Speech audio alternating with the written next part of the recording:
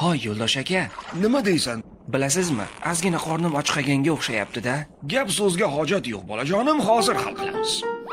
Eng yaxshi, zo'r va foydali ovqatni tanlab olamiz.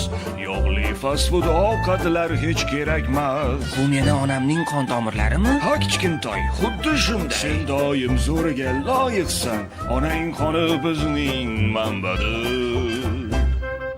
Agar ko'zingga biroz xunuk ko'ringan narsa topsang, uni onangga qaytarib beraver. Hey, ona uchun ham biron yaxshi narsa qoldirasizlarmi? Axir u ham ovqatlanish kerak. Shartnomamda aniq qilib yozib qo'yilgan. Faqat chaqaloqqa g'amxo'rlik qilib. Onasini boqish eridi muammosi.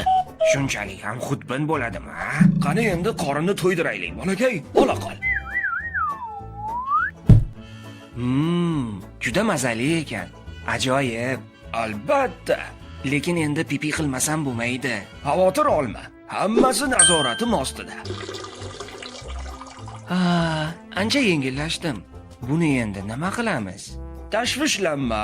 Biz uni onangni qon oqimiga tashlaymiz. Bunga zarar yetkazmaydimi? Yo'q uka. Uni himoya qiladigan o'zini boshqa a'zolari bor.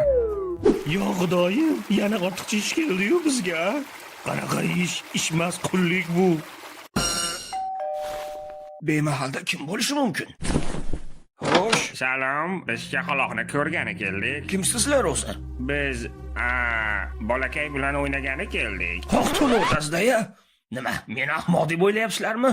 Gerpes, streptokok, papilloma, ko'zimga ko'rinmalaring. Bo'lmasa mazalaringni qochirib qo'yaman. Biz kimligimizni qaydan bildi ekan? Bilmadim, balki onasi unga antitanalarni bergan. Kim ekan ular? Yomon damlar ekanmi? Xavotir olma bolakay. Men seni har qanday yomonliklardan asrayman.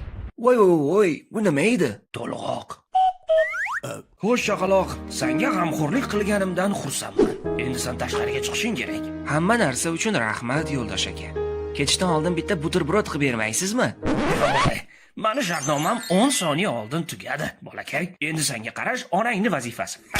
Xayr.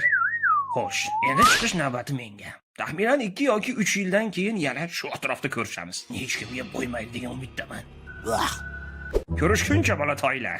Kanalga obuna bo'lish esdan chiqmasin.